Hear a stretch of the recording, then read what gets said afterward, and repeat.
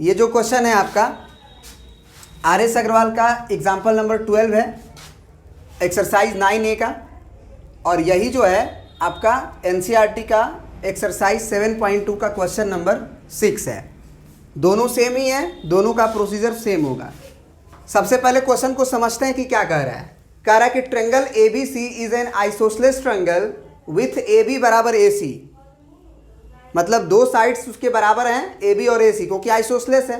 फिर बोला गया कि साइड BO को क्या किया गया, प्रोड्यूस किया गया D तक, सच दैट कि AB की लंबाई AD के बराबर है। प्रूफ करो कि जो BCD एंगल है वो राइट एंगल है।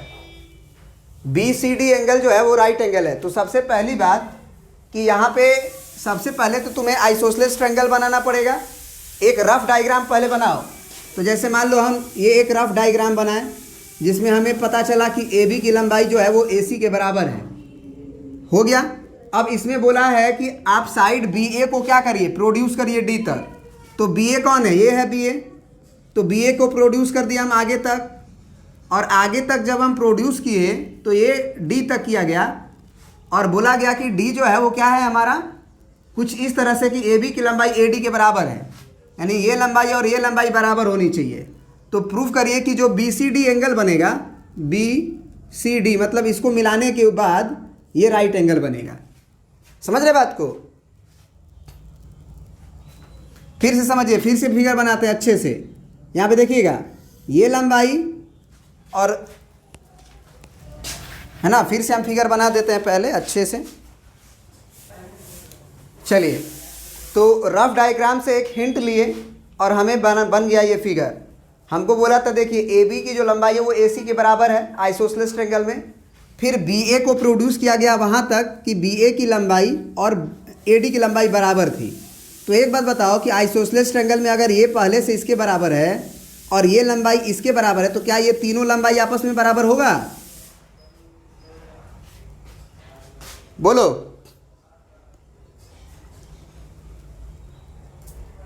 समझ रहे बात को? तो देखो यहाँ पे, तो ये तीनों लंबाई आपस में बराबर हो जाएगी। अब जब तीनों लंबाई आपस में बराबर हो जाएगी तो क्या ये बोल सकते हो कि ये लंबाई अगर ये लंबाई के बराबर है तो ये एंगल और ये एंगल आपस में बराबर होगा? बोलो।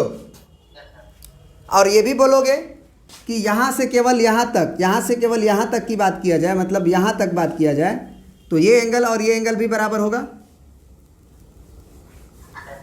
तो अगर इसको आप एंगल 3 बोल रहे हो, इसको अगर एंगल 4 बोल रहे हो, तो आप ये भी कह सकते हो कि गिवन में हमको क्या क्या इन्फॉर्मेशन, मतलब प्रूफ में हम क्या लिख सकते हैं।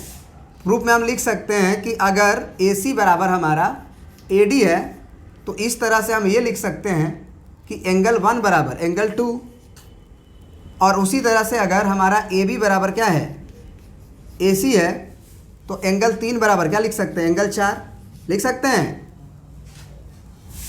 और ये सारा का कारण क्या दे देंगे, angles opposite to, angles opposite to equal side, equal side. Angles opposite to equal sides बराबर होते हैं, तो ये साइड बराबर थे तो उसके अपोजिट एंगल भी बराबर होगा। अब एक बात बताओ, हमें ध्यान से बताना कि अगर कंसीडर किया जाए ट्रायंगल BCD को, अगर कंसीडर किया जाए ट्रायंगल BCD को, तो क्या हम टोटल एंगल का सम यानी कि angle B plus angle C plus angle D, अगर टोटल एंगल का सम लिखे तो 180 डिग्री लिख पाएंगे? सम ऑफ एंगल्स ऑफ ट्रायंगल, बोलिए। अब एंगल B को देखो क्या है, एंगल B जो है तुम्हारा एंगल 3 है ना। एंगल C क्या है तुम्हारा, तो C में अगर तुम्हारा 4 भी हो जाएगा और 2 भी हो जाएगा। चाहे काम करो, उसको तो प्रूफ न करना है तुम्हें। या चलो 4 + 2 लिख लो, तो 4 + 2 और एंगल D कितना हो जाएगा, एंगल 1, इसका सम कितना होगा, 180 डिग्री। अब एक बात बताओ इसमें कि एंगल कौन कौन बराबर है, 3 और 4 बराबर है ना आपस में। तो इसका मतलब हम क्या लिख सकते हैं यहाँ पे, अगर हम यहाँ पे लिखना चाहें तो हम क्या लिख सकते हैं, हम एंगल 4 की जगह पे एंगल 3 लिख सकते हैं, तो 2 ऑफ एंगल 3 हो जाएगा ना हमारा।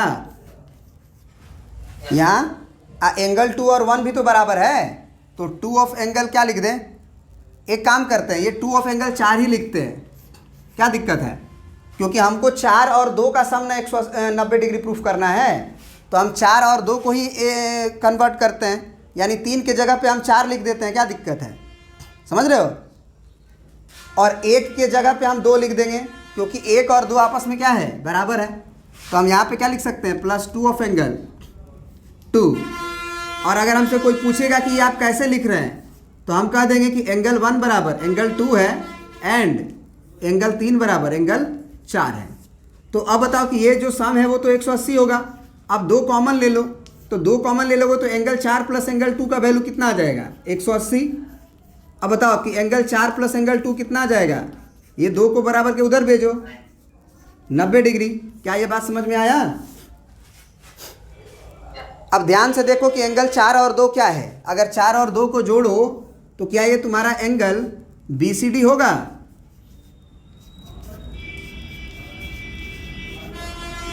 एंगल 4 इतना था और एंगल 2 इतना था, दोनों को जोड़ेंगे तो पूरा BCD हो गया ना प्रूफ 90 डिग्री। प्रिंट कर लीजिए, याद कीजिए एक थ्योरम आपको बताए थे ना कि इसमें बना हुआ एंगल जो होता है राइट एंगल होता है सेमी सर्कल में, बोलिए याद है। तो सेमी सर्कल में जो बना एंगल होता है उसके लिए क्या होता है, सब रेडियस होता है। तो ये तुम्हारा सेंटर हो गया, यहाँ से ये लंबाई बराबर, ये लंबाई बराबर, ये लंबाई बराबर, तो ये सारे रेडियस ही तो हैं, तो ये सेमी सर्कल में बना एंगल नहीं हो गया। अगर वो थ्योरी याद आ रही है तब, क्योंकि ये डायमीटर है तो इसीलिए 90 डिग्री होगा, क्योंकि ये लंबाई बराबर है। यही ना थ्योरम प्रूफ किए थे कि हाइपोटेनस का मिड पॉइंट को अगर वर्टिसेस से ज्वाइन किया जाए, अगर हाइपोटेनस जो होता है उसके मिड पॉइंट को वर्टिसेस से ज्वाइन किया जाए तो उसकी लंबाई इसके लंबाई के पूरे लंबाई के आधा होता है, चाहे इसके लंबाई के बराबर होता है। इसी थ्योरी से ये भी डेवलप किया गया है। तो अगर पूरा चीज़ अगर आप पढ़ के आ रहे हो पीछे से, तो ये सारी चीज़ें आपको याद भी होना चाहिए, मेमोराइज भी हो जाना चाहिए, क्योंकि आगे काम आती हैं। चलिए प्रिंट कर लीजिए।